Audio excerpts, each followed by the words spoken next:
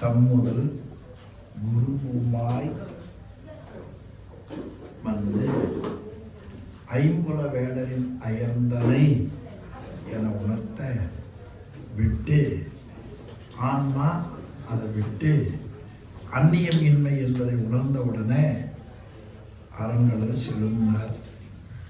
அப்படி அந்த ஆன்மா முயற்சி பண்ணுகிற பொழுது பக்குவத்திற்கு ஏற்ப உடனே கிடைக்கும்.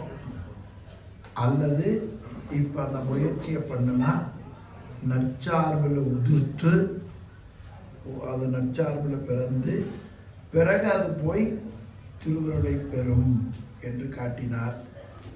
அதில் இறைவன் குருவாக வந்து உணர்த்திய உடனே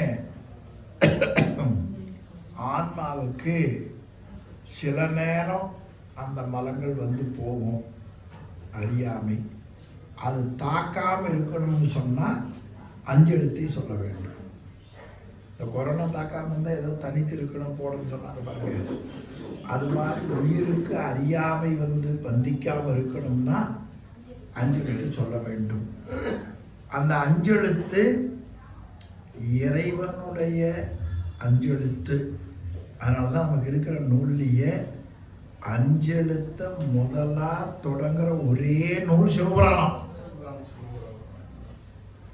அதான் 5 எழுத்து முதலா வருது. 5 எழுத்தை ஓது, நமச்சிவாய வாழ்க. அந்த அடிப்படையில் தான் சிவபுராணம் மற்றவை தொகுத்திருப்பார்கள். பின்னால் சிவகுமார் ஐயா கூட அவருடைய கருத்துன்னு சொல்லி ஒன்று தொகுத்திருக்கிறார். ஆனாலும் இந்த சிந்தனைக்கு அதை சுட்டான மாதிரி எனக்கு நம்மளுடைய சிந்தனை தெரியலை. அப்போ இறைவனை எப்படி அறிகிறதுன்னா பாசஞானத்தாலும் பசுஞானத்தாலும் அறிய முடியாது, அவனுடைய அறிவால் அறிய வேண்டும். அறிகிற பொழுது உலக இன்பம் உடல் ஆகியவைகள் பொய்ப்பொருள் என்று தெரியும். அது எது போலன்னா பேய்த்தேர் போல. இப்போ ஒருத்தர் தண்ணி வேட்கையா இருக்குது, தண்ணி குடிக்கலாம்னு வர்றான். அங்கே பார்த்தா காணல் நீர் தெரியுது. அங்கே போய் பார்த்த உடனே தண்ணி இருக்காது. அது மாதிரி இந்த உடம்பு, இந்த உலகம் ஒரு பொய்த்தோற்றம், அழியக்கூடியது என்று பாசம் நீங்க வேண்டும். அப்போ நிழலாக இருப்பது 5 எழுத்து, அவனுடைய திருவடி. எனவே அந்த திருவடியை பிரியாமல் இருப்பதற்கு 5 எழுத்து ஓத வேண்டும். நல்ல நூற்பா. ஊனக்கண் பாசம் உணரா பதியை ஞானக்கண்ணினில் தேடி ஞானக்கண்ணினில் சித்தை நாடி உரா துணை தேர்ந்தன பாசம் உருவ தன்னிழலாம் பதி விதி என்னும் 5 எழுத்தே. ஆக 8ஆம் நூற்பாவில் ஞானத்தை உணரும் முறைமையை கூறியது. அந்த ஞானத்தை உணருவதற்கு முச்சை தவம் வேண்டும். முச்சை தவமாவது சரிய கிரிய யோகத்தை செய்தல். அப்படி செய்கிற பொழுது ஆன்மா சுத்தி அடையும், தூய்மை அடையும். எப்ப தூய்மை அடையும்? சரியை கிரியை யோகத்தை செய்கிற பொழுது ஆன்மா தூய்மை அடையும். அப்ப ஆன்மா தூய்மை அடைவதற்கு வழி எது? சரியை கிரியை யோகங்களை செய்தல். அது எப்படி தொடர்ந்து அந்த தூய்மை இல்லாதபடி செய்வது, தூய்மை நீங்காதபடி செய்வது என்பதை சொல்லுவது இந்த நூற்பா.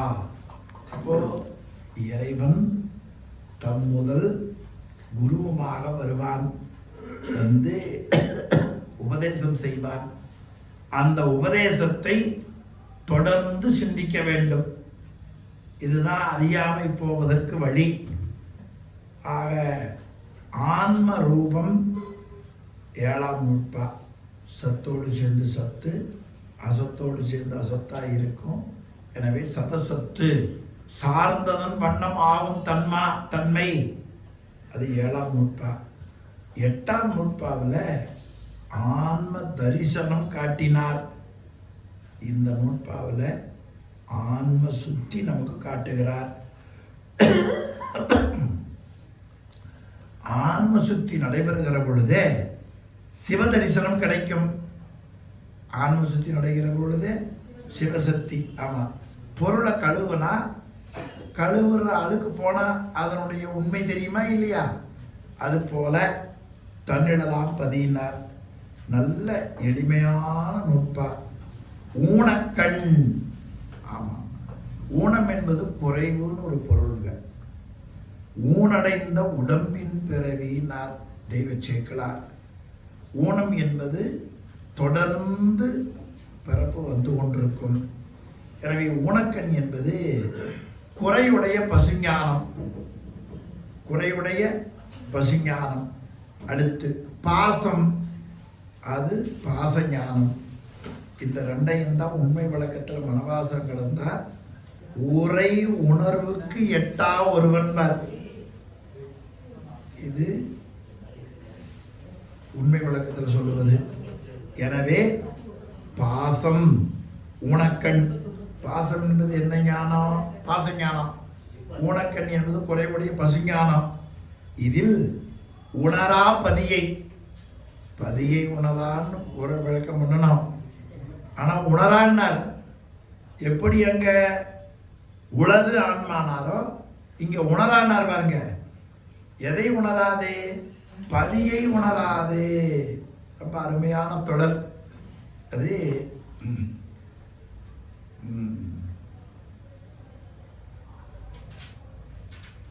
அதாவது அமர்நீதி நாயனார் புராணத்தில் அந்த கோவணத்துறையை கொண்டு வருவார். அப்போ அந்த வரலாறு உங்களுக்கு தெரியும். நாயனார் வச்சிருக்கிற தட்டு மேலே இருக்கும், சுவாமி வச்ச கோவணம் தட்டு கீழே இருக்கும்.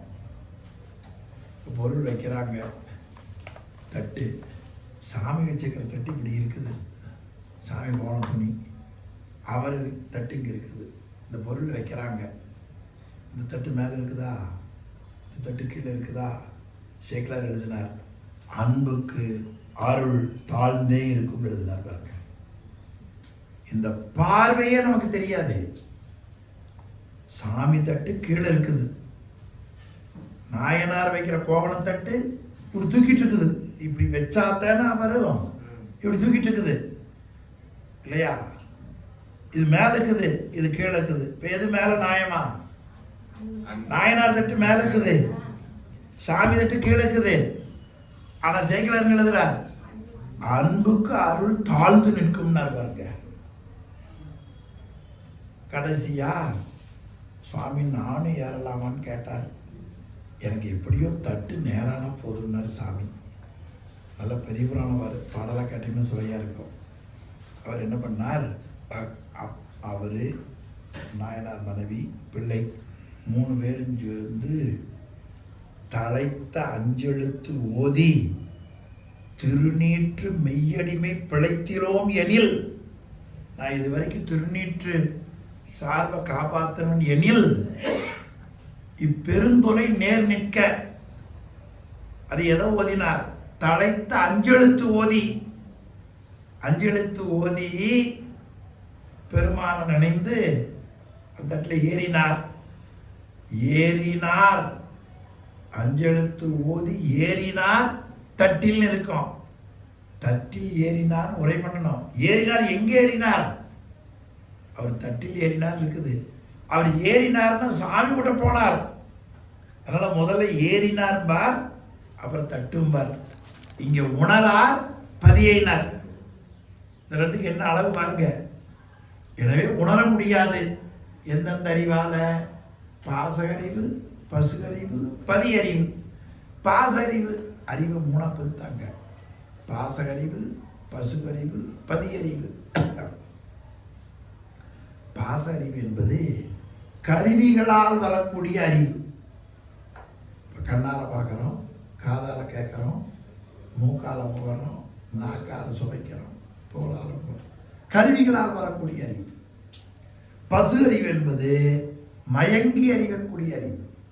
பிரகாசத்தை அப்பிரகாசம், அப்பிரகாசத்தை யாருடைய அறிவு? அந்த பெருமைக்குரியவர்கள் நாம் தான். மயங்கி அறிகிறது யாருக்குரியது?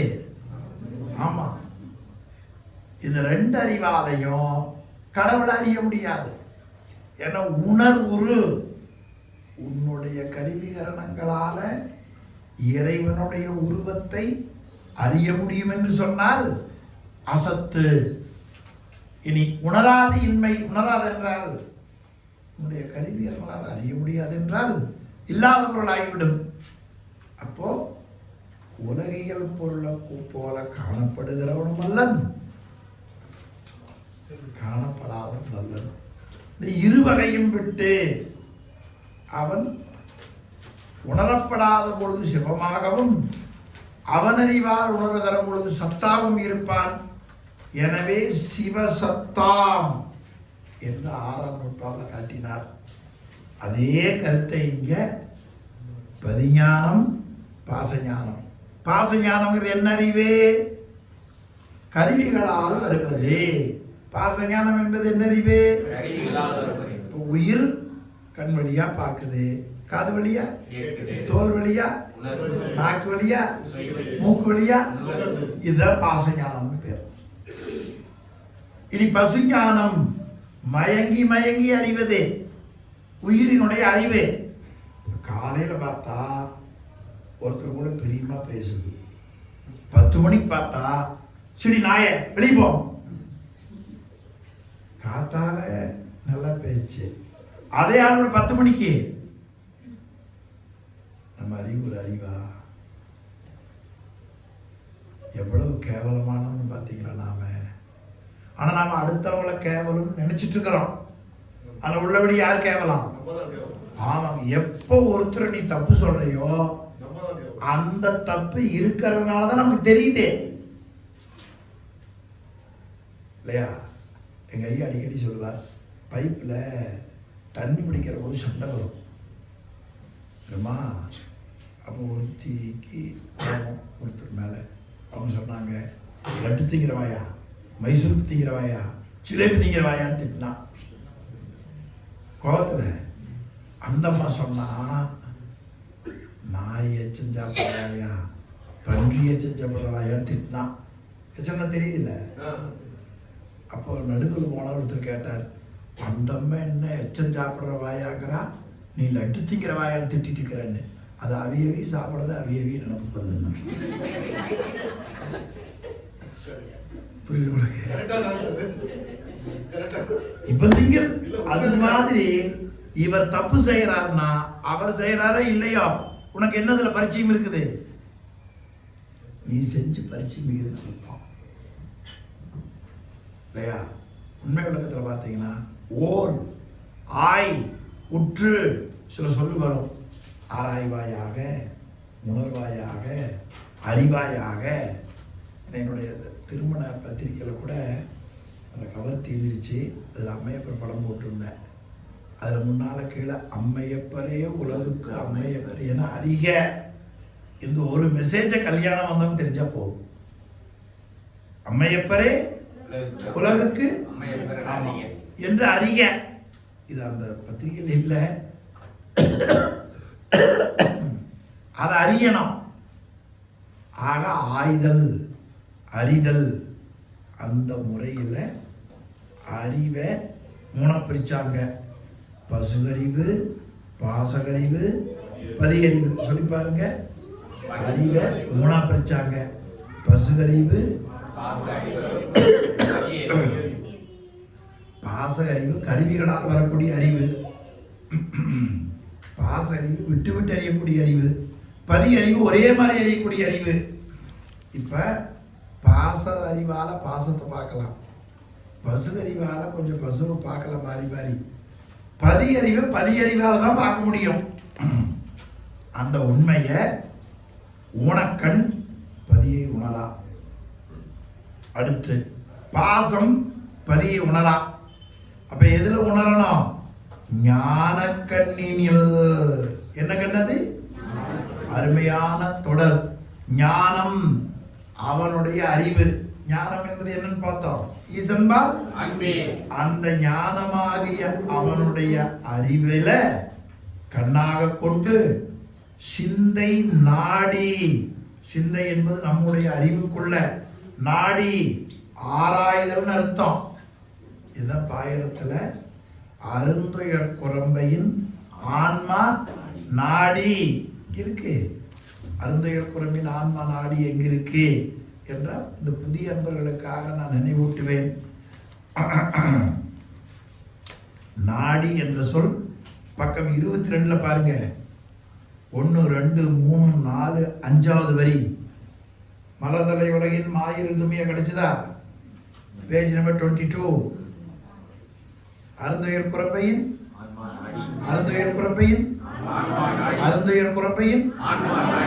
அதாவது குரம்பைனா உடம்பு. பொருத்தற்கரிய துன்பத்திற்கு நிலக்களமாக இருக்கக்கூடிய இந்த உடம்பு, இந்த உடம்பை இயக்குகிற சீவான்மாவை நாடி, அதை இயக்குகிற பரமாத்மாவை நாடி. நாடினா ஆராய்ந்து அந்த முறையில சிந்தை நாடி அந்த உள்ளத்துக்குள்ள நாம் இறைவனை ஆராய்ந்து உரா துணை தேர்த்தன. ஆமா, உரா துணை. துணை என்பது 3 சுழியில பாருங்க, 2 சுழினா எச்சரிக்கையா பாருங்க. உரா அப்படின்னா பறந்து. உரா என்ற சொல்லுக்கு பறந்து, அப்ப வேக வேகமா பறந்து. இனி துணை தேர்ந்து. துணை தேர்ந்துன்னா அப்படி பறந்து திரிதற்குரிய வேகமுடைய பேய்த்தேர். துணை என்ற சொல்லுக்கு விரைவுன்னு பொருள். துணை விரைவு. உரானா பறந்து, துணைனா விரைவு. இப்ப பறந்து விரைந்து தேரென, அது தேர்த்துன்னு வந்தது. தேர் அது காணல் நீர் போல. அப்போ உராவுக்கு பொருள் பறந்து, துணைக்கு பொருள் விரைவாக வேகமாக போய். எதை பார்த்து? காணல் நீரை பார்த்து. தண்ணி தாவரத்திற்கு அங்கே பார்த்தா வெயில்ல காணல் நீர். காணல் நீர் பார்த்து இல்லையா? டம்ளர் எடுத்துட்டு போனான். அங்கே போய் பார்த்தா தண்ணி இல்லை. ஆனால் தண்ணிக்காக எப்படி போனா? வேகமா போனா, பறந்து போனா. பறந்து வேகமா போக அங்க தேர்த்து அது காணல் நீரா போச்சு. அது போல என, அது போல பாசம் ஒருவ. ரொம்ப அருமையான தொடர். பாசம் நிலம் முதல் நாத வடிவாக இருக்கக்கூடிய பாசத்தொகுதி. அதனாலதான் நமச்சிவாய வாழ்க நாதன் தாழ் வாழ்கன்னு சிவபுராணத்தை முதல்ல வச்சாங்க. நாதன், ஆமா, ஏன்னா அவர் வெளிப்படுகிற பொழுது நாத தத்துவத்தில் இருந்துதான் கொஞ்சம் கொஞ்சமா வெளிப்படுகிறார். அப்படி வெளிப்படுகிறவர் யாரு? 5 எழுத்து வடிவமாக இருப்பவர். நமச்சிவாய வாழ்க நாதன் தாழ் வாழ்கினார். அந்த நாத தத்துவம் ஈரா ஒருவ. அவற்றின் மேல் வச்சிருக்கிற பற்று கொஞ்சம் கொஞ்சமா நீங்குது. உலக பொருளை பற்றி வச்சிருக்கிறோம், அதன் மேல நீங்கணும். அது ஒரு ஜென்மத்தில் நீங்கிறதா? பல கோடி ஜென்மத்தில் தான் நீங்கும். ஒருவ முழுவதும் நீங்க தன் நிழலாம் பதி. அந்த பதி என்கிற இறைவன் பிறவி துன்பமாகிய வெப்பத்தை தணித்து குளிர்ச்சி தரும் நிழலாக இருப்பான். அப்படி வெளிப்பட்டு தோன்றக்கூடிய அந்த அருள் நம்மை விட்டு நீங்காமல் இருக்கும் பொருட்டு, பதிஞானம் நம்மை விட்டு நீங்காமல் இருக்கும் பொருட்டு 5 எழுத்து விதிப்படி கணிப்பாயாக. 5 எழுத்தை விதிப்படி. முறை, விதினா முறைன்னு அர்த்தம். as a rule. விதினா முறைன்னு அர்த்தம். விதினா இந்த என்ன வினை சொல்றவங்க அவனுக்கு தலையெழுத்து விதி இல்லை, அந்த விதியை நினைச்சுக்காதீங்க. அது ரொம்ப தப்பான விதி. விதி என்பது ரூல்ஸ். இப்போ ஒரு பைலா ஒரு மன்றம் தொடங்குறோம்னா பைலா போடுறோம்ல, சட்டம். விதினா சட்டம்னு அர்த்தம். as a rule. அந்த விதிப்படி குருநாதர் எந்த முறையில் நமக்கு உபதேசம் பண்ணாரோ அந்த முறைப்படி அஞ்செழுத்தை ஓதுவாயாக என்று அருமையாக காட்டினார். இனி பசு அறிவும் பாச அறிவும் வித்தியாசம் தெரிஞ்சுக்கணும். கட்டாயம் நீங்கள் மறக்காமல் இருக்கணும். அதில் எளிமையாக அதாவது பொறி எது புலன் எது சொல்லுங்க பார்க்கலாம். பொறி காது தோல் கண்ணு நாக்கு மூக்கு. புலன் ஓசை ஊரு உரு சுவை நாற்றம். இது சில நேரம் சந்தேகம் வந்துடும். 63வது பக்கத்துக்கு வாங்க.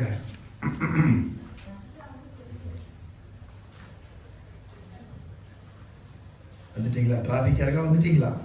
வந்தாச்சு. டிராபிக் என்ன தூக்கம் தான். சாப்பாடு கொஞ்சம் லோடு அதிகமாச்சுலாம் பாருங்க. ஐம்புலன் ஓசை கிடைச்சது 63ல. ஓசை நீங்க சொல்லுவீங்கன்னு ஆவலா பார்த்துக்கிறேன். ஊரு, அப்புறம் ஒளி. உடம்பெல்லாம் வலிச்சு என்ன மாத்திரை போடணும்? அருமையா சொன்னீங்க. அது மாதிரி தூக்கம் போகணும்னா பாடத்தை சத்தமா சொல்லணும். ஒன்னு இது ஃபீஸ் எல்லாம் வேண்டாம் இல்லையா? அப்போ ஐம்புலன்கள் யாவை? ஓசை,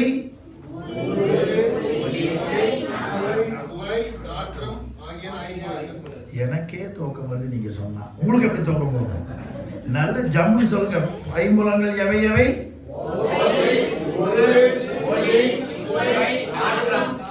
அங்க பாரு, அங்க பாரு, அங்க திரும்பி பாருங்களேன். அங்க பாருங்களேன், தூக்காக வெளியே போயிடுச்சு பாருங்க. அது எப்படி நம்மளை கேட்டுல வரலாம்? சரி, ஐம்பொறிகள் எவை எவை?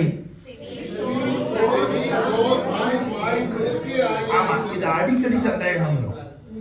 எது பொறி எது சமைக்கிறாங்கல்ல, பெரும்பாலும் 60 விழுக்காடு சமைச்ச உடனே ரசத்துக்கு உப்பு போட்டோமா இல்லையா?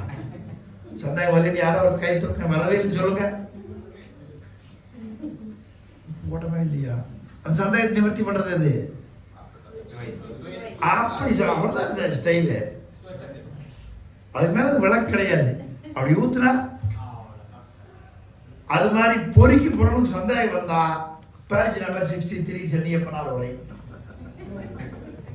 படிச்சவங்களுக்கே வரும். நீங்க பாச அறிவு எப்ப வரும்? எப்ப வேணாலும் வரும். பசு அறிவு எப்ப வரும்? எப்ப வேணாலும் வரும். நுண்ணிய நூல்களை கற்பினும் தாம் உண்மை அறிவை எத்தனை நூல் படிச்சாலும் வினைக்கு தக்கவாறு அறிவு என்ன செய்யும்? மங்கும். இப்ப படிச்சா நாளைக்கு ஆகும். எனவே ஐம்பொறி காது தோல் கண்ணு நாக்கு மூக்கு. ஐம்புலன் ஓசை ஊரு உரு சுவை நாற்றம். சந்தேகம்னா பேஜ் நம்பர் 63 நாயன்மார்கள் எண்ணிக்கை வச்சு சிவஞான போது வெளியீட்டில் பார்த்தீங்கன்னா தெரிஞ்சிடும். இப்போ பொறிக்கு பொறி எது புலன் எதுன்னாரு பாருங்க. செவியிலிருந்து மேல ஒரு இப்படி வளைவான கோடு போருங்க. செவி என்கிற பொறியால் உணர்வது ஓசை. புரியுதா உங்களுக்கு? அந்த ஓசையிலிருந்து ஒரு கோடு போட்டுக்குங்க. ஊருளும் விளங்கல, நான் போட்டுக்கிறேன். அப்ப என்ன அர்த்தம்? செவி என்ற பொறியால் ஓசையை அறியலாம். தோல் என்ற பொறியால், கண் என்ற பொறியால், பாய் என்ற பொறியால், மூக்கு என்ற பொறியால். சரியா போச்சு பாருங்க. சந்தேகம் வந்தா 1 2 இப்படி கொஞ்சம் ஞாபகம் வச்சுக்கணும் இல்லையா? அந்த முறையில உயிருக்கு இது மாதிரி நமக்கு இடர்பாடுகள் வரும். அது போல பக்கம் 140 வாங்க. பசுஞானம் எது? பாச ஞானம் எது? 2வது பத்தி பாருங்க. வேறு துணை இல்லாமல் அறிய முடியாத குறைகளை உடையது பசுஞானம். பசுஞானத்துக்கு இதை விட ஒரு டெபினிட் கொடுக்க முடியாது. அடுத்தது பாருங்க. உயிருக்கு துணை செய்யும் கருவிகரணங்களால். அது என்ன? கருவின்னு என்ன? கரணம்னு என்ன? கருவி என்பது அறிகருவி, கரணம் என்பது அந்த கரணம். அறிகருவிகள் மொத்தம் எத்தனை? 5. அவையாவன காது தோல் கண்ணு நாக்கு மூக்கு. கரணம் அந்த கரணம் 4. அவையாவன 4. அவையாவன பக்கத்தில் இருக்கிற ஒரு முடிய ஆடணும், சொல்றத தெரிக்கணும். சொல்லு. மனம் புத்தி சித்தம் அந்த கரணங்களால் உண்டாகும் ஒரு புடை அறிவே. என்ன ஞானம்ங்கிறீங்க? ஒரு முறையில தான் உணர முடியும், அதுக்கு மேல மாறி எறியும் பாச அறிவு. அப்ப இந்த ரெண்டு அறிவாலையும் இறைவனை அறிய முடியாது. பதி அறிவு என்பது எது? திருவடி ஞானத்தால் அறியக்கூடிய அறிவு. அப்ப ஞானத்தை எத்தனையா பிரிச்சாங்க? 3. அவையாவன பசிஞானம், பாசஞானம், பதிஞானம். தடுமாறுத ரசமூத்துன மாதிரி. அறிவு எத்தனையா பிரிச்சாங்க? சத்தமத்தில். அறிவு எத்தனையா பிரிச்சாங்க? 3. அறிவு எத்தனையா பிரிச்சாங்க? நல்லா சொல்லுங்க. அறிவு எத்தனையா பிரிச்சாங்க? அவையாவன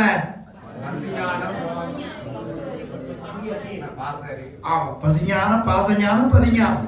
பசு அறிவு, பதியறிவு, பாச அறிவு. எப்படி எந்த சொல்ல கேட்டாலும் கடகடன்னு சொல்ற மாதிரி ஒரு பயிற்சியை பெறணும்னு தான் வகுப்புல போய் உட்காரணும். ஆமா, பொங்கலை வச்சுட்டு தான் வெளியில வரதுன்னு உட்கார்றோம். அந்த கடைசியில பொங்கல் பார்த்தீங்கன்னா அது பெரிய கல்லா போச்சு. ஏன்? தண்ணி ஊத்துல எல்லாம் கல்லா போச்சு. ஒருத்தர் இட்லி சுட்டு கொடுத்தாங்க. சுட்டு கொடுத்தோடனே அந்த இட்லியை வாங்கிட்டு போயிட்டு அப்பா பிள்ளைக்கு மெசேஜ் போடுறார். என்னன்னு தெரியுமா? டிஃபன் பாக்ஸை பார்த்து திறக்கிற பொழுது கால் மேல விழுந்தா எலும்பு உடைஞ்சிருங்கிறார். புரியல உங்களுக்கு? ஆமா, அது மாதிரி நம்ம வகுப்புல உட்கார்ற பொழுது இன்னைக்கு நடத்துற பாடத்தை டேங்க்ல ஃபுல் பண்ணிட்டு தான் மோட்டர் ஆஃப் பண்ணணும், உள்ள நுழைஞ்சிடணும். அப்பதான் நாளைக்கு திறந்த தண்ணி வரும். அறிவு எத்தனை? 3. அவையாவன சந்தேகம் வரும். 140வது பக்கம் ரொம்ப முக்கியமான பகுதி. இங்க கருவிகளால் வருவதே பாசங்கள். அடுத்து வேறு ஒருவர் துணையில்லாமல் அறிய முடியாத குறைவுடையதே பசு அறிவு, திருவருள் அறிவு. இந்த திருவருள் அறிவைத்தான் அத்தன் தாள், அண்ணல் தாள், சிவன் தாள் என்று முன்னால வெண்பாவில மெய்கண்டார் காண்பித்தார். இந்த 9ஆம் நூற்பா 3 கூறுகளை உடையது. 3 பகுதி. 1, இறைவனை ஞான கண்ணால் பார்க்க வேண்டும். 2ஆம் கூறு, வேறு வேறு வகையாக இருக்கக்கூடிய பொருட்களை அறிவதற்கு இறைவன் பதிஞானத்தால் உணர வேண்டும். 2வது கூறு. 3வது கூறு, 5 எழுத்தை ஓதும். 3 பகுதி தான். முதல் கூறு வேகமா பார்த்துருவோம். ஈண்டும் இங்க முதலை. முதல்னா யாரு?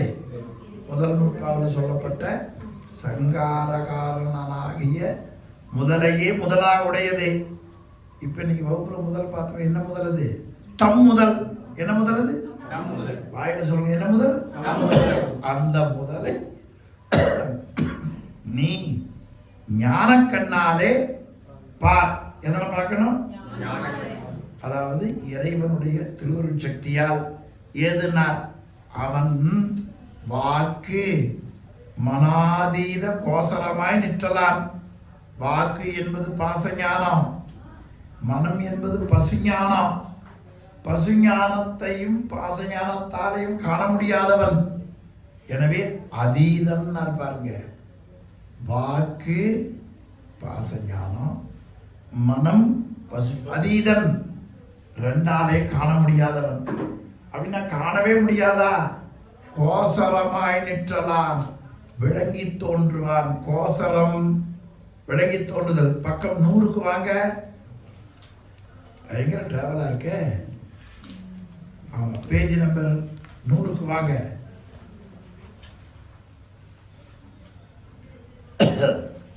மேற்கோள் பொருளுக்கு கீழே பாருங்க. கோசரம் என்னன்னு தோணுது? விளங்கி. ஆமா, மேற்கொள்ள பாருங்க. இவ்விரண்டு தன்மையும் இன்றி வாக்கு மனாதீத கோசரம் என்று அதுவே சத்தாயுள்ள சிவம். அதேதான் பாத்தீங்களா? அங்க இருக்கிறது அப்படியே இருக்கு பாருங்க. வாக்கு என்பது என்ன அறிவு? பாச அறிவு. வாக்கு மனம் என்பது அறிவு, என்ஜின் என்பது பசுதான். அதீதன், ரெண்டையும் கடந்தவன். எதுக்கு தோணுவா? கோசரமாய் பதிஞானத்துல விளங்கி தோன்றுவான். கோசரம் விளங்கி தோன்றுதல். எடுத்துக்காட்டு வெண்பா. இந்த வெண்பால் என்ன சொல்லுகிறார்? நம்முடைய உடம்பு இருக்கிறதே காணக்கூடிய உடம்பு. இதுல நான் யார் என்று ஒன்னொன்னா தேடி வந்தால் அதை தாண்டி இருப்பது ஆன்மா.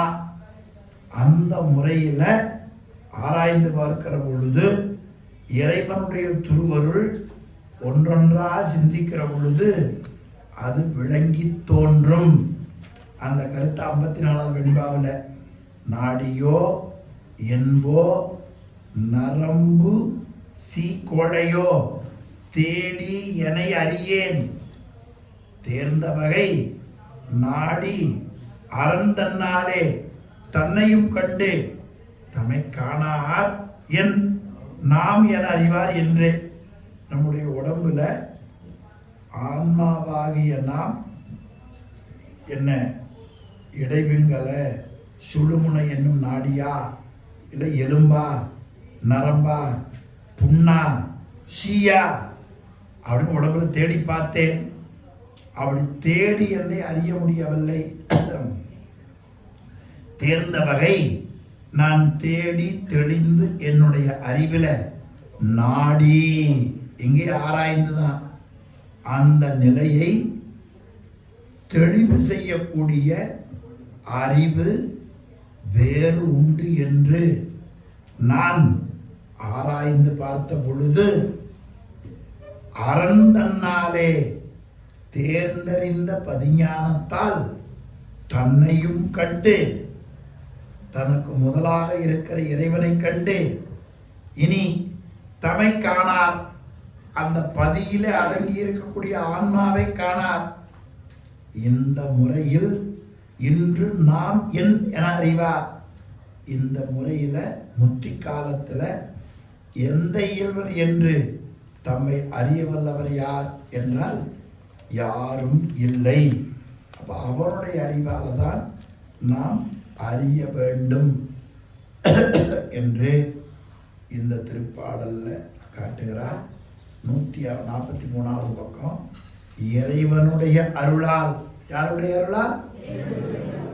இறைவனையும் இறைவனை விட்டு நீங்காத உயிரையும் அறிந்தவர்களே உயர்ந்தோர். அறிந்தவர்களே அதான் உயர் சிவஞான போதம். சிவஞான போதத்தை படிச்சா உயர்ந்தவர்கள் ஆவார்கள். இனி எடுத்துக்காட்டி கவின்பா. ஆக உலகப் பொருள்களை நாம் நம்முடைய கண்ணை கொண்டு பார்க்கிறோம். ஆனா கண் தன்னை பார்க்காது. கண் பார்க்கணும்னா ஆன்ம அறிவும் கண் ஒளியும் சேர்ந்தா கண் காணும். கண்ணே தனக்கு மூலமாயிருக்கிற ஆன்மாவை காணாது. அதை போல கண் இருக்குது. ஒரு பொருளை பார்க்கணும்னு வச்சுங்க, ஆன்மாவுடைய அறிவு கண்ணொளியில இருந்தா கண் காணும். ஏன்னா கண் காணாது. ஒருத்தர் முடிச்சுட்டே இருக்கிறார், ஃபோன் பேசிட்டு இருக்கிறோம். ஊடாத ஒருத்தர் போறார், அதை கண்டுக்காம பேசிட்டு இருக்குது. அவர் நினைப்பார் நாம் போகிறோம் கண்டுக்காம பேசிட்டு இருக்கிறோம் பாரு. திருப்பி ஃபோனை வச்சதுக்கப்புறம் வாங்க வாங்க வாங்க உங்களுக்கு படித்து நின்று இருந்தேன் நான், எப்போ வந்தீங்க அம்மா? அவனுக்கு இப்படி இருக்கும். நீ முடிச்சுட்டு இருந்தே இந்த வெளியே போனைய அப்போ கண்ணு தெரியாதுன்னு கேட்போம். அப்போ உயிர் அந்த பேசக்கூடிய அறிவு எதில் இருந்தது? காதில் இருந்தது. இப்போ கண் வழியா வந்தது இல்லையா? அப்போ கண் காணணும்னு எது உள்ள இருக்கணும்? ஆன்ம அறிவு. அப்போ கண்ணு காண்றதுக்கு எது மூலம்? ஆன்ம அறிவு. ஆனால் கண்ணு பிற பொருளை பார்க்குமே தவிர ஆன்மாவை பார்க்காது. அது போல ஆன்மா பிற பொருளை பார்க்குமே தவிர இறைவனை காணும். இது இந்த வெண்பாவுடைய கருத்து. காட்டிய கண்ணே தன்னை காணும். அழகாக்குது பாருங்க. கண் காணணும்னா உயிர் காட்ட கண் காணும். அப்ப காட்டிய கண்ணேனா உயிரால் காட்ட காணக்கூடிய கண் தன்னை காணா, பிற பொருள்களை காட்டுமே அல்லாமல் தன்னை காணாது. கண்ணையும் காணாதே, உயிரையும் காணாது. இந்த ஊமை என்ன அழகா பிடிச்சிருப்பாருங்க. வெளிநாட்டு ஊமை பிடிச்சிங்கன்னா ஃப்ளைட் பிடிச்சா போய் பார்க்கறது. இப்போ நீங்கள் வீட்டில் போனாலும் செக் பண்ணிக்கலாம் இல்லையா? கண் வழியாக உங்களுக்கு தெரியுது. ஆனால் கண் என்னைக்காவது நான் தான் கண்ணுன்னு பார்க்குமா? இல்லை ஆன்மாவை அறியுமா? அறியாது. அப்போ காட்டாய உள்ளத்தை இப்படி கண்ணுக்கு கண்ணாகிய தனக்கு காண்பித்திருக்கின்ற உள்ளம், அந்த உயிரையும் கண் காணா. இப்போ கண் எதை காணாது? பிற பொருளை காணும், தன்னை காணாது. தனக்கு மூலமாக இருக்கிற உயிரையும் காணாது. பொய்யா இருக்கோ? யோசிச்சு பாருங்க. பிற பொருளை கண், இப்போ நான் உங்களை பார்க்குறேன், ஆனால் கண் என் கண் என்னை பார்க்குமா? சரி, என்னுடைய உயிரை பார்க்குமா? பார்க்காது. ஆனால் அந்த கண்ணு தான் பூரத்தையும் காண்ற. ஆனால் கண் என்ன செய்யறதில்லை? தன்னையும் காணாதே, தன்னை காணா. அடுத்து காட்டாய உள்ளத்தை கண் காணா. உள்ளம் என்பது ஆன்மா. ஆன்மாவை என்ன செய்யாதே? அறியாது. அதை போல தன்னை உணர்த்தி நிற்கும் முதல்வனை அறியாது. உயிருக்கு அறிவை புகட்டுகின்றவன் யார்? இறைவன். கண்ணுக்கு காட்டுகிறவன் யார்? உயிர். உயிர் காட்டுகிறவன் யார்? ஆன்மா, கடவுள். உடம்ப காட்டுகிற, உடம்பு கண்ணை காட்டுகிறவன் யார்? ஆன்மா. ஆன்ம அறிவு கண்ணுடைய சேர்ந்த பார்க்குது. அதுபோல உயிருக்கு அறிவிப்பவன் யார்? இறைவன். சரியா போச்சு. அந்த முறையில உள்ளத்தின் கண்ணாய கள்வன் உயிரினுடைய அறிவுக்குள்ள மறைந்து நிற்பவனாகிய அந்த கள்வன் தான் உள்ளத்தின் கான். அவன் கள்வன். உன் அறிவுக்குள்ளே அவன் அவன் அறிவால காண்பாயாக. அவன் திருடன், உனக்குள்ள மறைஞ்சிருக்கிறான். அதை எதால பாரு? அவனுடைய அறிவால் காண்பாயாக. ஆக தான் உள்ளத்தில் காண். இறைவனுடைய திருவருள் அறிவால் அவனை காண்பாயாக என்று காட்டினார். ரொம்ப அருமையான பகுதி இந்த பகுதி. 154வது பக்கம் கொஞ்சம் போய் வீட்டில் படித்து பாருங்க. விரிவாக உரையாசிரியர் காட்டியிருக்கிறார். கள்வன் என்பது ஞானசம்பந்த பெருமான் உள்ளம் கவர் கள்வன் என்று காட்டினார். இப்போ கண்ணுக்கு உயிர் மறைந்து காட்டுவதைப் போல கடவுள் உயிருக்குள்ள மறைந்திருந்து உலகப் பொருளை காட்டுகிறான். அப்பொழுது கண் உயிர் மறைந்து நின்று காட்டுவதானால் தன்னையும் உயிரையும் அறிய மாட்டாதே கண். அதுபோல முதல்வனும் இதுவரை உயிருக்குள்ள மறைந்து நின்றான். எனவே அந்த உயிர் தன்னையும் அறியாது, முதல்வனையும் அறிய மாட்டாது. அழகான விளக்கம். 2ஆம் கூறு. இனி அசத்தாயுள்ள வண்ணபேதங்கள் அசத்து என்று காண உளதாய் நிற்பது ஞான சுரூபம் என்று உணரற்பாற்று. ரொம்ப அருமையான பொருள். அதாவது ஒரு படிகம், படிகத்தில் பல வண்ணங்களை காட்டுறோம், பல வண்ணங்கள் தெரியும். எதை மறைச்சிரும்? படிகத்தினுடைய வெண்மையை மறைச்சிரும். ஒரு படிகக்கல் இருக்கு, சிவப்பு வெள்ளை பச்சைன்னு துணி காட்டினீங்கன்னா படிகத்தினுடைய வெண்மை தெரியாது. எது தெரியும்? தெரியும் இல்லையா? இது நீங்க இந்த படிகம் சுத்தமா தெரியும். அதான் பாருங்க, படிகத்தின் இயல்பை அதன் அண்மையில் உள்ள பொருள்கள் மறைத்து கொண்டு தன்னுடைய நிறத்தையே படிகத்தின் நிறமாக காட்டும். அப்படி காணப்பெறும் வேற்று நிறங்கள் எல்லாம் நிலையுடையவைகள் அல்ல. அந்த பன்னிறம் விலகுகிற பொழுதே படிகத்தின் உண்மை நிறம் தெரியும். அதுபோல சிவஞானத்தை மறைத்து நிற்கக்கூடிய உலகப் பொருள்கள், நிலையில்லாத பொருள்கள் நீங்கினால் பசு ஞானமும் பாச ஞானமும் நிலையில்லாதவை என்று ஆன்மா பாசஞானத்தையும் பசுஞானத்தையும் விட்டு நீங்க சிவஞானம் விளங்கி தோன்றும் என்று ரொம்ப நல்ல கூறு. இதற்கு மேற்கோள் அதை விரிச்சு காட்டினார். அசத்தாய் உள்ள பிரபஞ்சம் அசத்து என காண உள்ளது ஞான சுரூபம். அறிவற்ற உலகம் அறிவற்றது என்று நமக்கு உணர்த்துவது இறைவனுடைய திருவருள் சக்தி. அதுதான் ஏது காட்டினார். வேற்று இயல்பாகிய வண்ண வேதங்கள் வேற்று இயல்பு என்று கண்டு கழிப்பின் உளதாய் நிற்பதே படிக சுரூபம். அப்போ ஒரு படிகத்தில் அந்த வெண்மைத்தன்மையை மறைச்சு பக்கத்தில் இருக்கிற அந்த வண்ணங்கள் காண்பிக்கிற பொழுது வண்ணம் ஒழிந்தால் படிகத்தின் இயல்பு தோன்றும். அதுபோல உயிரை மறைத்திருக்கக்கூடிய பாசஞானம் பசுஞானம் நீங்கினால் அதனுடைய திருவருள் அறிவு வெளிப்படும் என்று காட்டினார். இந்த இரண்டாம் மேற்கோள் என்ற பகுதியில் 3 வெண்பா காட்டுகிறார்.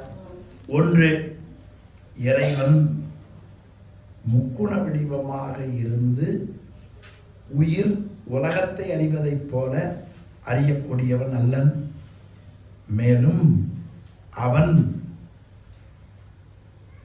அசுத்த மாயை தூய மாயை இந்த ரெண்டும் சேர்ந்திருப்பது கலப்புலகம்.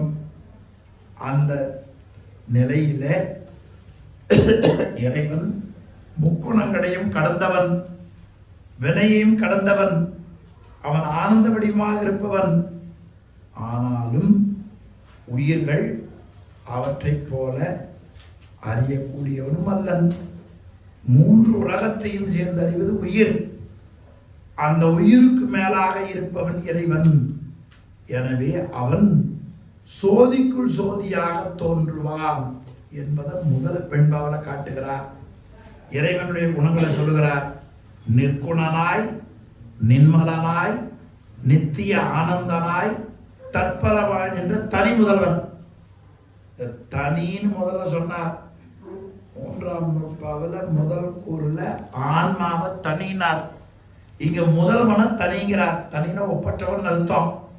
அவன் நிற்குணனாய், குணம் 3, ரசோகுணம், தமோ குணம், சாத்விக குணம். இந்த 3 குணங்களையும் கடந்தவன். அவன் அசுத்த பிரபஞ்சம் தோன்றுவதற்கு மூலமாக இருப்பது முக்குண வடிவம். அந்த முக்குண வடிவமாக அறியப்படுவன் அல்லன். நிற்குணனாய், நின்மலனாய், இந்த முக்குணங்களையும் கடந்த உலகம் கலப்பு உலகம் போல மல கண்ம காரிய வடிவமாக அறியப்படுவன் அல்லன். அடுத்து நித்திய ஆனந்தனாய், அதாவது ஆனந்த வடிவமாக அறியப்படும் அல்லன். தற்பரமாய் நின்ற தனி முதல்வன். இந்த நிற்குணனாய், நின்மலனாய், நித்தியானந்தம் இந்த 3ஓடும் கூடி உணரக்கூடிய உயிர் போல் அல்லாமல் அதற்கு மேல தற்பரமாய் நிற்பவன். தற்பரம் அது தான் பரம், தன் பரம் தற்பரம் வந்தது. தனக்கு மேலான, பரம்ன மேலான, தற்பரம் தனக்கு மேலான அந்த மேலவனாய் இருக்கக்கூடிய தனி முதல்வன். தனி என்பது ஒப்பற்ற என்ற பொருள் வந்தது. ஒப்பற்ற முதல்வன் அளவிறந்து, அதாவது சுட்டி அறியக்கூடிய அளவை கடந்து இருப்பவன். அவன் வானே முதல் கலையின் ஆகாயம் முதலிய இந்த பொருட்களெல்லாம் அசத்து என்று கண்டு நீங்கிய பொழுது, அதில் இருந்து நாம் நீங்கிய பொழுது அற்புதம் போல் வந்து இன்னதென்று அறிய முடியாத நிலையில அவன் தோன்றி ஆனா அறிவாய் தோன்றுவான். ஆக ஆன்ம அறிவுக்குள்ள நீங்காத அறிவு விளங்கி தோன்றுவான் என்று இந்த வெண்பா மூலமும் உணர்த்தினார். இனி இரண்டாவது வெண்பா. அவன் சோதிக்குள் சோதியாக இருப்பான். இந்த இரண்டாவது வெண்பாவில் இந்த உலகம் இருக்கிறதே சுட்டி அறியக்கூடிய இந்த உலகம், அப்படி சுட்டி அறியக்கூடிய இந்த ஆன்மா அந்த சுற்றி அறியக்கூடிய பொருளுக்கு வேறாக இருக்கும். அப்பொழுது நீ சத்து ஆக மாட்டாய். இறைவனுக்கு எப்பொழுதும் அடிமைத்தன்மையில் இருப்பாய் என்று காட்டுவது 57ஆம் வெண்பா. சுட்டி உணர்வதனை சுட்டி அசத்தென்ன சட்ட இனி உளதே சத்தேகான். சுட்டி உணர்ந்த நீ சத்தல்லை, உண்மையை தெய்வம் உணர்ந்து அதனால் போய்விட்டு போம். நல்ல வெண்பாங்க. சுட்டி உணர்வதனை, இந்த உலகம் நம்முடைய அறிவால சுட்டி உணரக்கூடிய இந்த பிரபஞ்சம், அப்படி சுட்டி உணர்வதனை சுட்டி அசத்து என்ன, இதை நோக்கி இது அசத்து, இது சத்து, இது அசத்து, இது அசத்து என்று ஒன்றொன்றாக நீக்கி செல்ல சட்ட உள்ளது சத்தேகான். நல்லா சொல்லுங்க. சட்ட உள்ளது, சட்டன செப்பம்னு அர்த்தம். செப்பமாக இருப்பது, செம்மையாக புலனாக இருப்பது சத்து என்ற உண்மையை காண், அறிந்து கொள்வாயாக. சுட்டி உணர்ந்த நீ சத்தலை. இந்த முறையில் இறைவன் அறிவிக்க அறிந்த நீ சத்து அல்லை, அசத்தின் வேறாக தோன்றக்கூடிய சத்து ஆக மாட்டாய். உண்மையை தெய்வம் ஆக சத்தாகிய தெய்வத்தின் உடைமை பொருள், அந்த சத்து பொருளை சார்ந்தால் அதனால் போய்விட்டு போம். அந்த சார்பினால் சுற்றுணர்வாகிய பொது இயல்பு சிறிது சிறிதாக உன்னை விட்டு நீங்கும் என்று இந்த திருப்பாடல்ல செப்பம் செய்யப்பட்ட நிலையில் அந்த சார்ந்த உணர்வு சிறிது சிறிதாக உன்னை நீங்கும் என்று காட்டினார். அப்போ அந்த உயிருக்கு அறியாமை இருக்கிறது. அது தொடர்ந்து அஞ்செழுத்து சொல்லுவதாலும் சிவோகம் பாவனை செய்வதாலும் ஆணவ மலத்தை நீக்கலாம் என்று 3வது வெண்பா 58வது வெண்பாவில் காட்டுகிறார். கண்டதை அன்று அன்று என விட்டு கண்டு அசத்தாய் அண்டனை ஆன்மாவில் ஆய்ந்து உணர பண்டு அணைந்த ஊனத்தை தான் விடுமாறு உத்தமனின் ஒன் கருட சாணத்தில் சீர்விடம் போல் தான்.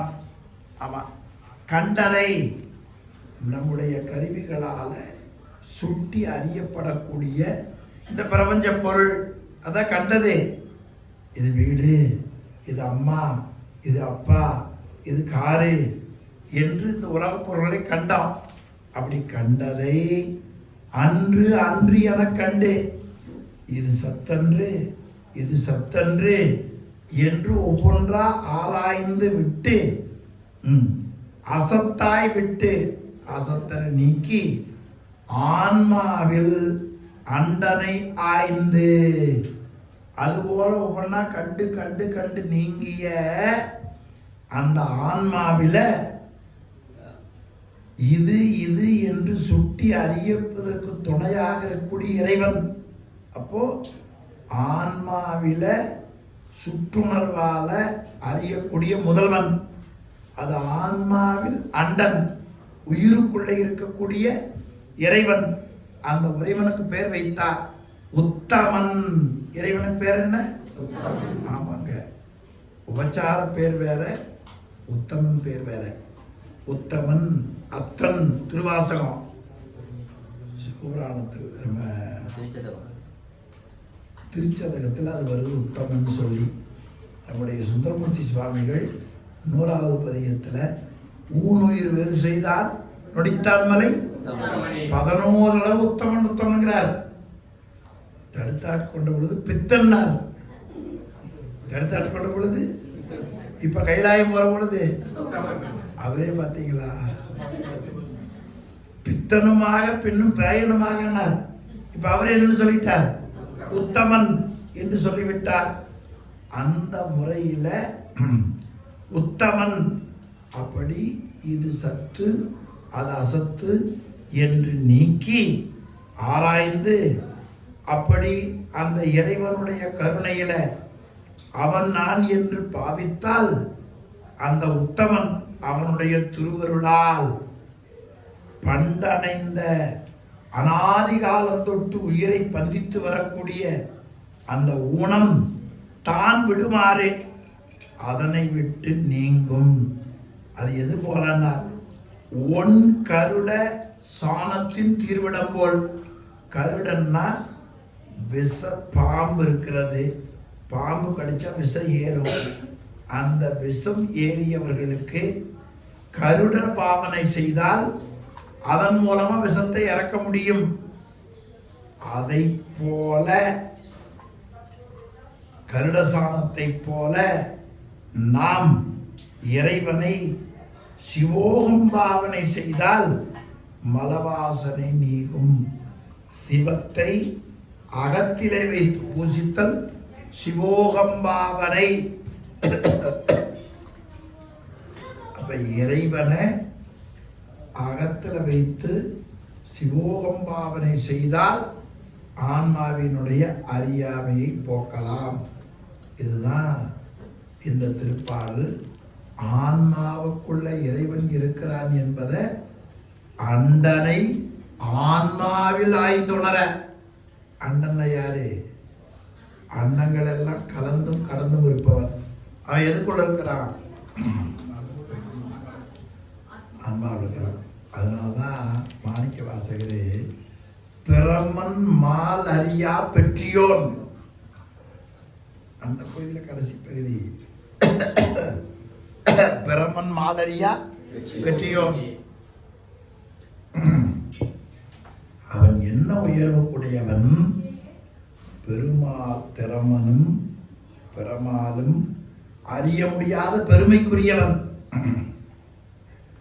அவன்தான் அண்டமாக இருக்கிறான். அண்டப்பகுதியின் உண்டை பிறக்கம் தொடங்கி பிரமன் மால் அறியா பெற்றியோனே என்று முடியும். அப்ப அவன் அண்டமாயிருக்கிறான். அண்டன் அவன் ஆன்மாவில் இருக்கிறான். அப்படி ஆய்ந்து உணர்கிற பொழுதுதான் ஆன்மாவை பிடித்திருக்கக்கூடிய அறியாமை நீங்கும். அது சிவோகம் பாவனையால் நீங்களாம். பாம்பு கடியுண்ட ஒருவன் பாம்புடைய உடம்பிலே இருந்து வரக்கூடிய நெஞ்சால் துன்பப்படுவான். கருட தியானம் தெரிகிற ஒருவன் வந்து கருடன் மந்திரத்தை அவன் உபாசனை செய்தால் அது நீங்கும். அதை போல நாம் சிவத்தை அகத்திலே வைத்து சிவோகம் பாவனை செய்தால் அறியாமை போகும். அப்படி போன பிறகு ஆன்மா மீண்டும் அப்படி மீண்டும் பழைய நிலைக்கு வராமல் இருக்கணும்னா இனி இவ்விடத்து ஸ்ரீ பஞ்சாக்கரத்தை விதிப்படி உச்சரிக்க. ஸ்ரீ பஞ்சாக்கரத்தை விதிப்படி உச்சரிக்கிறார், முறைப்படி. அதுக்கு ஏது காட்டினார்? இந்த உயிர்களுக்கு ஞானம் பிரகாசிக்கும். ஞானம் பிரகாசிக்கின்ற விளங்கி தோன்றும் அர்த்தம். ஞானம் விளங்கி தோன்றும். எப்ப? பாசஞானத்தால் பசுஞானத்தால் பார்க்க முடியாத பொழுது பதிஞானத்தால் விளங்கி தோன்றும். ஆனாலும் கூட வேம்பு தின்ன புழு போல் நோக்கிட்டதை நோக்கும் ஆன்மா. நல்ல உண்மைங்க. ஒரு வேப்பங்காயை சாப்பிட்டே ஒரு புழு நல்லா சாப்பிடுது. வேப்பங்காய் எப்படி இருக்கும்? சாப்பிட்டுக்கிறீங்களா? இல்லை பார்த்தே இல்லையா? அடுத்த தடவை ஆளுக்கு ஒரு வேப்பம்பழம் கொடுங்க. சரியா 3:15 கொடுத்தீங்கன்னா நைட்டு 3:15 வரை தூக்கம் வராது. இதெல்லாம் ஆகாது. வேப்பம்பழம், ஆப்பிள் பழம் மட்டும் என்ன பழம்? ஆமாங்க, அது கசக்கம். இன்னைக்கு வேணா எங்காவது போகும்போது ஞாபகம் வச்சுக்கோங்க. என் கிராம தோட்டம் போனீங்கன்னா பழம் பழுத்திருக்கோம். ஒன்னு எடுத்து வாயில் போட்டு பாருங்க, தேன் மாதிரி இருக்கும். ஐயா நான் கருத்து வெளியே போட்டாலும் போடுவானே தவிர உள்ள போட தூங்க மாட்டான். கசப்பா இருக்குமா? இப்போ வேப்ப மரத்தில் ஒரு புழு இருக்குது. அதில் கசப்பு தின்னு தின்னு நாக்கு என்னாச்சு, பழகிடுச்சு. அதை தூக்கி ஒருத்தர் கரும்பு காட்டுக்குள்ள விட்டார். கரும்பு சுவைப்பதுக்கு எப்படியா இருக்கும்? இனிப்பா இருக்குமா? புழு சொல்லிச்சான், கரும்பு கசக்குது, வேப்ப மரமே பரவாயில்ல. அதுக்கு என்ன காரணம்? பழக்க வாசனை. அதை போல வேம்பு தின்ன புழு போல நோக்கிற்றதை நோக்கும் ஆன்மா. இந்த ஆன்மா பேரின்பத்துக்குள்ள விட்டாலும் சுற்றின்மே பெரு சென்று கிடக்கும். அதுதான் இந்த மேற்கோள் பொருள். அது மாறாம இருக்கணும்னா என்ன பண்ணணும்னா அது அஞ்செழுத்தை ஓத வேண்டும். அஞ்செழுத்தை நல்ல கருத்து பாருங்க. வேம்பு தின்ற புழு அதனிலே இருந்து விடுத்து கரும்பு காட்டில் விட்டால் அந்த கரும்பின் சுவை தெரிந்த பொழுதும் கூட பயிற்சி வளர்த்தால் வேம்பையே சுவை என்று கருதி நிற்கும். அது போல பசஞானத்தால் காணப்பட்ட அந்த உணர்வின் காரணத்தால் மீண்டும் பதிஞானத்தை விட்டு அதவே நோக்கி இருக்கும். அப்போ அது நீங்குவதற்காக ஸ்ரீபஞ்சாக்கரத்தை விதிப்படி ஓதுக. அருமையான தொடருங்க. அஞ்செழுத்து தான் எல்லாமே. அது பாயிரத்தில் பெரும்பெயர்னு ஒரு சொல் இருக்கு. பெரும்பெயர்னு ஒன்று சொல் 22வது பக்கம் நினைக்கிற பாருங்க.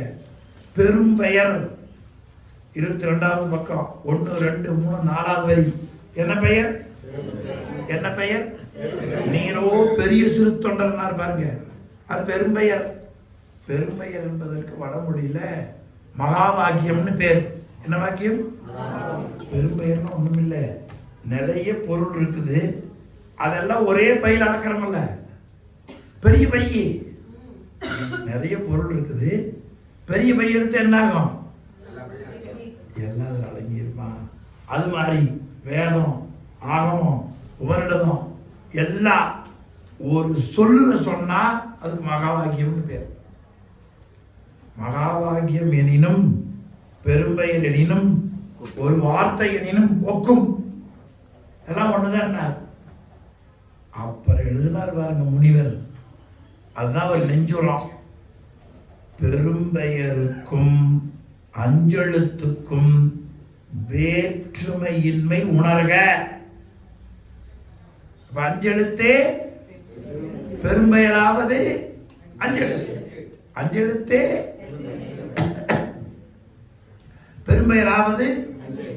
பெரும்பெயர் என்ன பார்த்தோம்? வேதம், ஆகமம், உபநிடதம் எல்லாம் ஒரு வார்த்தையில சொல்லணும். பாருங்க, சி என்பது சிவத்தை குறிக்கும், வா என்பது அருளை குறிக்கும், யா என்பது உயிரை குறிக்கும், நாய் என்பது மரத்தை குறிக்கும், மா என்பது இருளை குறிக்கும். மிச்சம் ஒண்ணுமே இல்லை. உலகத்தில் இருக்கிறதே இவ்வளவு முப்பொருள் தான். எனவே அது பெரும்பெயர். அதனால சிவஞான முனிவர் பெரும்பெயர் எனினும் அஞ்செழுத்தெனினும் ஒக்கும்.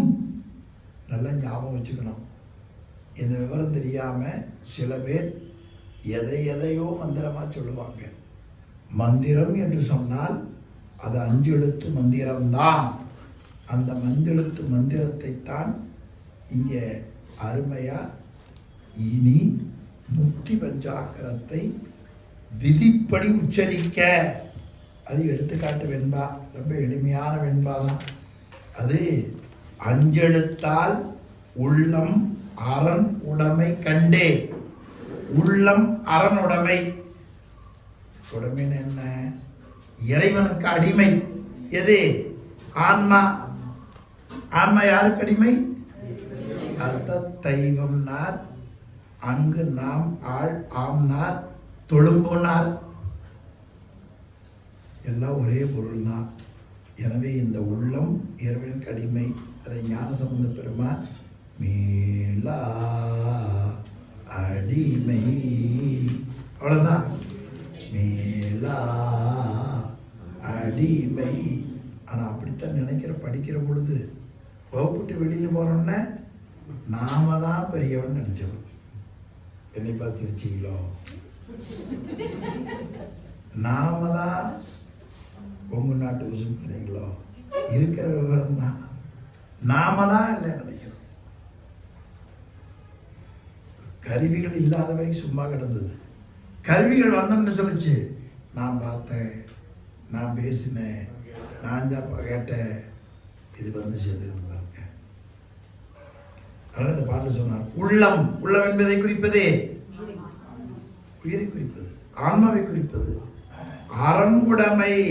அப்ப ஆன்மா சிவத்துக்கு அடிமையாகக்கூடிய முறைவை அஞ்செழுத்தால் கண்டு, அஞ்செழுத்து, அஞ்செழுத்த உச்சரிக்கிற முறையில விதிப்படி ஆராய்ந்து கண்டு அந்த இறைவனை இதயத்தில் அஞ்செழுத்தால் அர்ச்சித்து, உள்ளத்தில் அஞ்செழுத்தால் அர்ச்சித்து, இறைவனை உள்ளத்தாமரையில அஞ்செழுத்தால் அமைந்த திருமேனி, 8 வகையான மலர்கள், அவை எவை எவைன்னு ஆசிரியர் காட்டியிருக்கிறார். ஐம்பொறியட கொல்லாமை 151ல உயிர் சிவபெருமானுக்கு அடிமையாகும் முறைமை அப்படின்னு ஒரு பத்தி இருக்கா? 1, 2, 3, 4, 5, 6, 7, 8, 9வது வரி பாருங்க. கொல்லாமை 1 கிடைச்சதா? கொல்லாமை, ஆமா, வள்ளுவர் சொன்னார், ஒன்றாக நல்லது கொல்லாமை. உலகத்திலே எது நல்லதுன்னார்? கொல்லாமைன்னார். ஒன்றாக நல்லது. ஆமா, இந்த ஜென்மத்தில் என்ன முடிஞ்சது?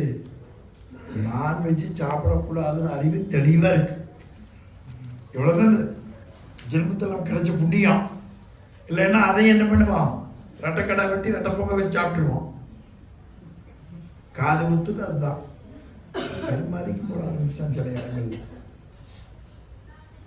எனவே மனதுக்குள்ள கொல்லாமை. ஐம்பொறி அடக்கம். ஐம்பொறி அவனையவையவை தோல், தோல், காது, தோல், கண்ணு, நாக்கு, ஐம்பொறி அடக்கல். அருள், எல்லாத்து மேலையும் ஒரே பெரிய வரணும். பொறை, அகழ்வாரை தாங்கும் நிலம் போல பொறை. ஞானம், உண்மை அறிவு. தவம், இப்பதான் படித்தோம். ஆமா, அன்பு, அது இறைவன் நம் உள்ளத்துக்குள்ள பெருக்குவது. வாய்மை, இந்த 8 பூக்களை கொண்டு இறைவனை பூஜை செய்ய வேண்டும். அப்படி அஞ்செழுத்தால் அர்ச்சித்து, இனி குண்டலியில் ஓமம் செய்து, குண்டலி என்பது இங்கே மூலாதாரத்தில் இருப்பது, அங்க ஓமம் செய்து ஞானாக்கினியை எழுப்பி, அது இடநாடி சுழுமுன நாடி வழியா அமிழ்தமாகிய நெய்யை பொரிந்து கோதண்டம் சாணிக்கல் புருவனிடுவில இறைவனை தியானம் செய்தால் அத்தியானத்தில் முருகன் விளங்கி, இறைவன் முதல் விளங்கி தோன்றுவான். அங்கும் சேடனாம், சேடன் அடிமைன்னு அர்த்தம்.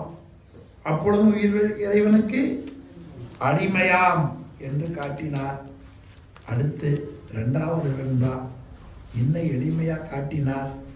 அதாவது 9 கொள்ள ராகும் கேதும் தெரியாது, அது கிரண காலத்துல அது தெரியும்.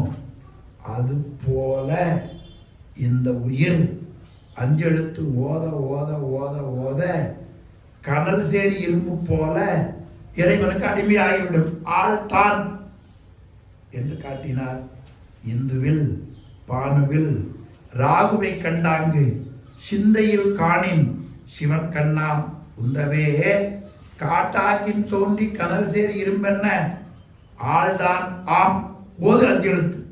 என்ன பண்ண அஞ்செழுத்த? அவன் எவ்வளவு வேகமா சொன்னான். ஓது 5 எழுத்து, ஓது விதி என்ன 5 எழுத்த வெண்பாருங்க, ஓது.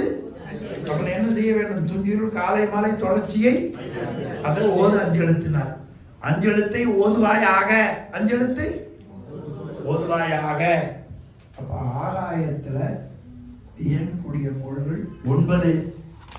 ஏனைய கோள்கள் போல ராகு கேது தெரியாதே, ராகு கேது தெரியாதே. அது எப்ப தெரியும் என்றால் கிரண காலத்துல சந்திர சூரியன்ல ராகு கேது தெரியும். அதை போல சிந்தையில் காணின், காணப்பெறாத இறைவனை உள்ள தாமரையில 5 எழுத்து முறையில வைத்து கண்டால், அப்படி காணுகிற பொழுது ஒரு தீக்கடை கோலை கொண்டு கடைகிற பொழுது நெருப்பு தோன்றுவதை போல இறைவன் சிவன் தோன்றி அறிவுக்கருகாக விளங்கி நிற்பான். அது எது போலன்னா கனல் சேர் இரும்பெண்ண. ஒரு நெருப்பு இரும்பு தோண்ட போட்டீங்கன்னா இரும்பு முழுவதும் எது பற்றி கொள்ளும்? நெருப்பு. அதை போல தான் ஆள் ஆம். ஆன்மா ஆண்டவனுக்கு அடிமை. தான் ஆளாம். அங்க இங்க நாம் ஆள் ஆம்னா, இங்க தான் ஆளாம். தான் ஆளாம். நாளாய போகாமே நஞ்சனியும் கண்ணனுக்கே.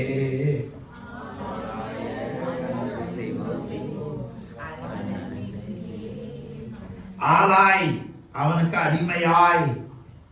அதான் இங்க ஆள்தான். இனி 3வது வெண்பா. அதுல அகப்பூசில பண்ணுகிற பொழுது தாமரை தண்டு 24 தத்துவம், 8 இதழ் வித்தியாகலையும் அதுக்கப்புறமா இருக்கக்கூடிய சுத்தகத்தை சொல்லி 8 இதழ் தாமரை, அதுக்கு மேல புகுட்டு கோசனம், இப்படி இதய தாமரையில பூசிக்கணும் என்பதை காட்டுவது 3வது வெண்பா. மண் முதல் நாளம் மலர் வித்தை கலாரூபம் எண்ணிய ஈசர் சதாசிவமும் நன்னில் கலை உருவாம் நாதமாம் சக்தி அவன் கண்ணாம் நிலையதிலாம் அச்சிவன் தான் நேர். ரொம்ப எளிமையான பாட்டு. நன்னில் அதாவது இறைவனை உள்ளத்தாமரையில வைத்து பூசிக்கக்கூடிய இயல்பை நீ அறிய புகுந்தால், இதான் நன்னில்ங்கிற சொல்லுக்கு பொருள். மண் முதல் நாளம், அதாவது மண் முதலா சொல்லக்கூடிய 24 ஆன்ம தத்துவங்கள் நாளாம் தண்டி வடிவாக இருக்கும். வெளியில தாமரை பார்க்கிறோம், தாமரையில தண்டு இருக்குது. இதயத்துல பூசை பண்ற பொழுது இதய தாமரையில தண்டு எதுன்னு கேட்டா 24 தத்துவம். அதுதான் 24 தத்துவம் தண்டி வடிவாக இருக்கும். இனி வித்தை மலர், அப்ப வித்தியா தத்துவங்கள் 7, பிறகு சுத்த வித்தை ஆகியவை சேர்ந்து 8 இதழ் தாமரையாக இருக்கும். ஈசர் சதாசிவர், சுத்தத்தில் எஞ்சி இருப்பது ஈசர் சதாசிவர். இந்த 2 பேரும் சேர்ந்து ஈசர் சதாசிவர், இந்த மேல் இருக்கிற 2 தத்துவங்களும் கலாரூபம், தாமரைக்குள்ளே இருக்கக்கூடிய 64 கோசர வடிவம். அதுக்கு மேல சக்தி கலை உருவாம். சக்தி தத்துவம் அந்த கோசரத்துக்கு நடுவில் இருக்கிற பொகுட்டாக இருக்கும். நாதம் அதில் இருக்கிற விதைகளாக இருக்கும். இந்த முறையில நீ உள்ளத்துக்குள்ள வச்சு இறைவனை பூசிப்பாயே ஆனால், அவருடைய திருமேனியை 5 எழுத்தாக வழிபடுவாயே ஆனால், அந்த இறைவனுக்கு இறைவனுடைய திருத்தாளை சென்று அடையலாம். அச்சிவன்தான் நேர்.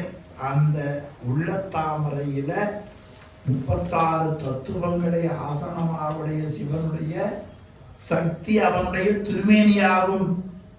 அந்த திருமேனியை அஞ்செழுத்தால் வழிபடுக. அஞ்செழுத்து அது சூக்கும அஞ்செழுத்து. முதல்ல வருவது தோல அஞ்செழுத்து, சூக்கும அஞ்செழுத்து, அதிசூக்கும அஞ்செழுத்து, காரண அஞ்செழுத்து, மகாகாரண அஞ்செழுத்து.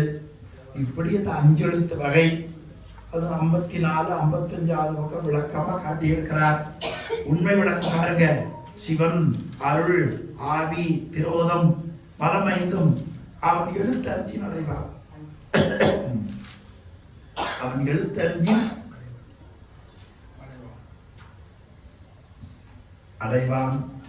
இந்த பக்கம் ஓரெழுத்து, 2 எழுத்து, 3 எழுத்து, 8 எழுத்து வரை அந்த வேறுபாடு கூட்டியிருக்கிறார். 5 எழுத்தை நாமாக ஓதலாம், படிக்கலாம். மந்திரமாக ஜெபிக்கிற பொழுது நாமாக ஜெபிக்க கூடாது. நிறைய பேர் சைவ சித்தாந்தம் படிக்கிறவங்களுக்கு தீக்கை வாங்குற சூழல் சில பேருக்கு அமையல. தீக்கை வாங்காதவன் மோசமான ஆள் அல்ல, அந்த சூழல் அவங்களுக்கு அமையல. அது எதனால அது அமையலன்னு சொல்லவே முடியல. முன்ன பெரியவங்களே 2 பேர் பார்த்துருக்கிறேன். இப்ப சித்தாந்தம் செய்தாந்தவங்களே சில பேர் பார்க்கிறேன். ஏன்னா அவங்களுக்கு வாய்க்கல. அது யாருக்கு தெரியும்? சிவபெருமானுக்கு தெரியும். பாடம் சொல்றவங்களுக்கு வாங்கக்கூடாதுன்னு இருக்காது. ஆனா ஏன் சுவாமி அதை கொடுக்கணும்னு தெரியல. ஆனா நாம் அதை பார்க்கவும் கூடாது. அவங்களுக்கு அது வரலன்னா அது திருவருள், ஏதேனும் ஒரு காரணம் இருக்கும், அது ஞாபகம் வச்சுங்க. ஆனா மந்திரத்தை நாம ஜெபிக்க கூடாது. குருவினிடத்திலே உபதேசம் பெற்று அதன் முறையில் நாம் சொல்ல வேண்டும் என்று இந்த நூற்பாவில 5 எழுத்து ஓதுவதை காட்டுகிறார். அப்ப சாதனத்தின் சாதனம் 5 எழுத்து. அது சாதிக்கும் போது கிடைக்கக்கூடிய பயன், அந்த பயனை 10, 11, 12 3 நூற்பாக்கள் காட்டுகிறார். பாசத்தை விட்டு இறைவனுடைய திருவடியை ஆன்மா சேர்ந்தால் அதுதான் ஆன்மாவுக்கு பயன். ஆன்மாவுக்கு எது பயன்? பசுக்கள் பாசத்தை விட்டு பதியடைய முத்தி, அதான் பயன். அதனாலதான் அழைப்பதில் கூட பதியாகிய பசுவாகிய உயிர் பாசத்தை விட்டு பதியை அடைதல் பேரின்பம் என வாடும் சீரமிகு சீரடியார்னு போட்டிருப்பேன். இது பாடம் சொன்னதால வந்த ஒரு உறுதிப்பாடு. சித்தாந்தம் படிக்கலன்னா அந்த வரியை போட தெரியாது. முனிவர் பசுக்கள் பாசத்தை விட்டு பதியடைய முத்திம்பார். அதேதான் இங்க உயிர்கள் சாதிக்கிற பொழுது பாசத்தை விட்டு இறைவனுடைய திருவடியை அடைதல் தான் பயன். அப்ப பிறப்பினுடைய பயன் என்ன? திருவடியை சேருதல். இந்த கருத்து அப்படியே பாடினார் சேக்கிழார். ஊரடைந்த உடம்பின் பிறவியே தானடைந்த புரித பயன் சாருமால் தேனடைந்த மலர் பொழில் தில்லையுள் மானடம் செய் வரதன் முற்றால் தொழ. வரதன் முற்றால் நீங்க தொழுதியா? வரதன் முற்றால் கை விட்டீங்க. வரதன் முற்றால் ஆமா, சந்தர்ப்பங்களுக்கும் நாம வணக்கம் சார் போட்டு வச்சிருந்தோம். என்ன பண்ணிருவோம்? மறந்துருவோம். வரதன் முற்றால் வரதன் முற்றால் ரொம்ப அருமையான அண்ணாமலை தொழுவார் வினை வினை மழுவா வண்ணம் அருமை. திருவண்ணாமலைக்கு போறீங்க யாரு? ஞானசம்பந்தர் அரையடிநல்லூர்ல இருக்கிறார். அங்க காமிச்சு அது திருவண்ணாமலைங்கிறாங்க. நடந்து போறாருலதாம்மா. அப்ப பாருங்க பாட்டு உண்ணாமுலை உமையாடொடும் உடனாகிய ஒருவன் பெண்ணாகிய பெருமாள் மலை திருமாமணி திகழ மண்ணார்ந்தன அருவி திரள் மழலை முழவதிரும் அண்ணாமலை தொழுவாரிலே வழுவா வண்ணம் அருமே. எத்தனை நவகிரகத்தை சுத்திட்டே இருக்கிற அது கிரிவலம் போனா கூட தேவலாம். என்ன சொல்றீங்க? எத்தனை கால்களால் பயணியன் என்ன செய்யுது? சுற்றம் என்னும் தொல்வசுக்குழாங்கள் விடுதாங்க. நாம 2 திருவாசம் படிச்சுட்டு போனாலும் இன்னும் 3 ஜென்மத்துக்கு அவைய டெபாசிட் பண்ணி வச்சிடறாங்க. அவங்க ஏதோ கழுவி ஊற்றி போய்க்கிறோம், அங்க போய் அதில் நம்மளை கழுவி ஊற்றுது. என்ன சொல்றீங்க? அருமையான பகுதிங்க. 10ஆம் நூற்பா ரொம்ப அருமையான பகுதி. அவனே தானேயாகிய அன்னறி ஏகனாகி இறைவனு நிற்க மல மாயை தன்னுடு வல்வினை என்ற இந்த நூற்பா எதை கூறுகிறது என்றால்